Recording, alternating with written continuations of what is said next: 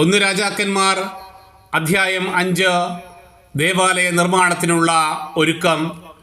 സോളമനെ പിതാവിൻ്റെ സ്ഥാനത്ത് രാജാവായി അഭിഷേകം ചെയ്തിരിക്കുന്നുവെന്ന് കേട്ട് ടൈർ രാജാവായ ഹീരാം അവൻ്റെ അടുത്തേക്ക് ദൂതന്മാരെ അയച്ചു. ഹീരാം എന്നും ദാവീദുമായി മൈത്രിയിലായിരുന്നു. സോളമൻ ഹീരാമിന് ഒരു സന്ദേശം അയച്ചു.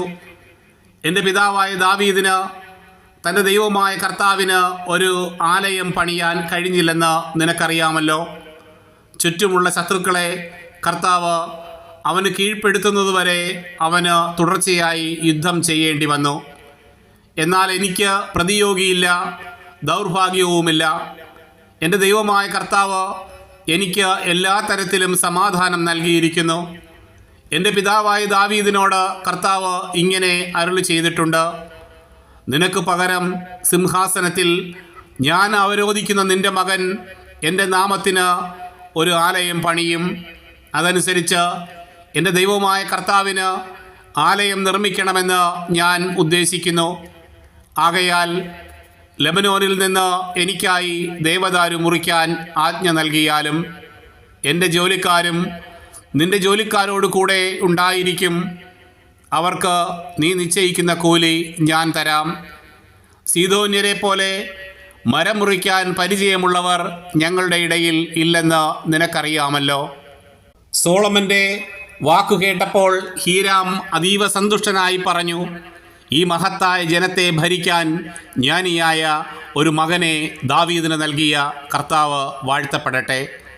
ഹീരാം ദൂതൻ മുഖേന സോളമനെ അറിയിച്ചു: നിന്റെ സന്ദേശം കിട്ടി. ദേവദാരുവിൻ്റെയും സരളമരത്തിൻ്റെയും കാര്യം നിന്റെ ആഗ്രഹം പോലെ ചെയ്യാം. എൻ്റെ ജോലിക്കാർ ലെബനോനിൽ നിന്ന് തടി കടലിലേക്ക് ഇറക്കും. പിന്നീട് ചങ്ങാടങ്ങളാക്കി നീ പറയുന്ന സ്ഥലത്തേക്ക് അയച്ചു തരാം. കരയ്ക്കടുക്കുമ്പോൾ നീ അവ ഏറ്റുവാങ്ങണം. എൻ്റെ കുടുംബത്തിന് ആവശ്യമായ ഭക്ഷണ സാധനങ്ങൾ നീ നൽകണമെന്ന് ഞാൻ ആഗ്രഹിക്കുന്നു. സോളമന് ആവശ്യമായ ദേവദാരുവും സരളമരവും ഹീരാം നൽകി.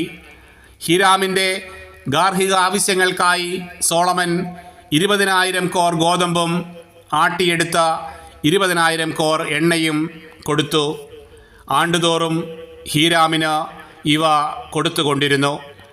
കർത്താവ് വാഗ്ദാനപ്രകാരം സോളമന് ജ്ഞാനം നൽകി. ഹീരാമും സോളമനും സമാധാനത്തിൽ കഴിഞ്ഞുകൂടുകയും ഇരുവരും ഉടമ്പടിയിൽ ഏർപ്പെടുകയും ചെയ്തു. സോളമൻ രാജാവ് ഇസ്രായേലിൻ്റെ എല്ലാ ഭാഗത്തും നിന്ന് അടിമവേലയ്ക്ക് ആളെ എടുത്തു. 30,000 പേരാണ് ഇങ്ങനെ തിരഞ്ഞെടുക്കപ്പെട്ടത്. മാസം തോറും 10,000 പേരെ വീതം ലെബനോനിലേക്ക് അയച്ചു കൊണ്ടിരുന്നു. അവർ 1 മാസം ലെബനോനിലാണെങ്കിൽ 2 മാസം തങ്ങളുടെ വീടുകളിലായിരിക്കും. അദോണിറാമിനായിരുന്നു ഇവരുടെ മേൽനോട്ടം. ചുമടെടുക്കാൻ 70,000-വും മലയിൽ കല്ലുവെട്ടാൻ 80,000-വും ആളുകൾ ഉണ്ടായിരുന്നു. ജോലിക്കാരുടെ മേൽനോട്ടം വഹിച്ചിരുന്ന 3,300 ആളുകൾക്ക് പുറമേ ആയിരുന്നു ഇവർ. രാജാവിൻ്റെ കൽപ്പനയനുസരിച്ച് അവർ ദേവാലയത്തിൻ്റെ അടിത്തറ പണിയാൻ വിശേഷപ്പെട്ട വലിയ കല്ലുകൾ കൊണ്ടുവന്ന് ചെത്തി ശരിപ്പെടുത്തി. സോളമൻ്റെയും ഹീരാമിൻ്റെയും ശില്പികളും ഗേബാൽക്കാരും ചേർന്ന് അവ ചെത്തി മിനുക്കുകയും ദേവാലയം പണിയാനുള്ള കല്ലും മരവും തയ്യാറാക്കുകയും ചെയ്തു.